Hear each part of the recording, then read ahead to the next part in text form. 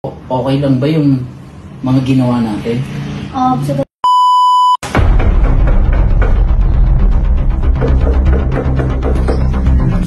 Ay! Nasaan po si Bianca? Si Bianca? Hindi pa sa'yo nagsabi, may general meeting daw sila. Ay. Akala ko nga kasama kayo. Hindi po, kasi may usapan po kami gagawa ng research ngayon eh. Ganun ba? Sige, upo ka muna. Sige, antayin ko na lang po. Sige. Ito talaga si Bianca, Hindi man lang sa'yo sinabi. Sino po kasama niyo dito, Tito? Actually, ako lang. Yung katulong nag-day off meron ka bang gusto? Anything? Soft drinks, coffee? Wala naman po, Tito. Okay lang po. Okay lang? Siguro, baka maya-maya dito na rin si Bianca. Antayin ko na lang po siya. Okay lang sa'yo? Okay lang po. Baka ma-board ka dito. Hindi naman, nandito ka naman, Tito eh. Ikaw talaga. Hindi, may kausap po ako. Ikaw talagang bata ka, Tito, matanong ko lang pala. Kung okay lang po. Ilang taon na po kayo walang asawa? Ako? I think mga 20 years. 20 years? Oo. Kinaya mo yun? Marami tayong mga napupusuan, pero mas priority ko kasi si Bianca. Alam mo naman, nag-iisang anak ko yun. Mahal na mahal ko yun. Doon ko na lang binaling yung, alam mo yun, bilang pagmamahal ng isang ama sa anak. Ganun. Bakit mo naman naitanong? Wala lang. Nag-iisip kasi ako dito kung baka di mo ba namimiss? Ang alin? Di ko alam kung paano ko sasabihin. Alam mo naman na siguro yung kung ano yung tinutukoy ko.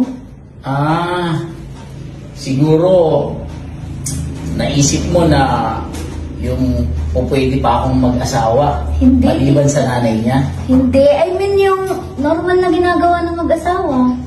Hindi mo namimiss. Sabi mo 20 years na yun. Hindi mo ba yung nahanap-hanap? Ganun ba? Medyo may lamang kasi ang sinasabi mo. Ano kasi ako Dito, dadiretsoy na kita. Matagal na kasi kitang gusto eh. Ganun ba? Hindi ko masabi sa'yo kasi kaibigan ako ng anak mo. Yun na nga kaibigan mo ng anak ko. 40s na kami. Ano ba yan, Tito? Edad lang yan. Anong masama kung Ilan taon ka na ba ngayon? 20? 20. 20 years ang gap natin. Okay lang yan. Hindi naman ako tumitingin sa edad eh. Mahal naman kita. Tapos 20 years ka nang walang asawa. Ano bang nagtulak sa'yo para magustuhan mo ko? Hindi ko rin alam. Basta bigla ko na lang naramdaman na parang gusto ko ito. Kaya ba lagi kang andito? Dinadahilan mo lang ang aking anak na si Bianca? Oo, Tito. Di ko alam kung paano at bakit. Basta mahal kita eh. Sigurado ka ba? Sigurado ako, Tito. Pero mali ito. Di pwedeng mangyari yung mga gantong bagay kasi paano na lang pagdalaman ng anak ko? Yun na nga, Tito. Siyempre hindi natin sasabihin. Sigurado ka ba? Sigurado ako, Tito. Hindi ko Ang alam ko, meron kang boyfriend. Paano yung boyfriend mo? Pwede ko naman itago sa kanya eh. Or pwede ko siyang iwanan kung gusto mo. Basta pansinin mo lang ako. Alam mo, maganda ka. Si Raulo na lang siguro yung lalaking hindi magkakagusto sa'yo. Hindi ka naman ata sa Raulo, di ba?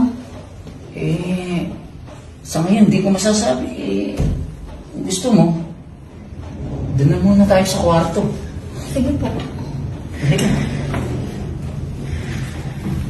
Mukhang miss na miss mo dito yung mga ganitong eksena. Actually, nanibago talaga ako Pero okay lang ba yung mga ginawa natin? Sa totoo lang, ibang-iba pala talaga pag 40s, no? Yung may edad na, iba pa rin sa pakiramdam. Akala ko nga kinakalawang na ako Pero huwag kang mag-alala. Isa lang sana yung pinapangako ko. Ano po yun? Na, alam mo na, sana huwag na makalabas yung mga gantong bagay. Alam mo naman, yung anak ko, si Bianca. May papangako mo ba? Tito, gaya nga ng sinabi ko sa'yo, walang makakaalam. Yung sikreto natin, mananatiling sikreto. Basta, mauulit to Oo ba? Sige, tara, hatid na kita.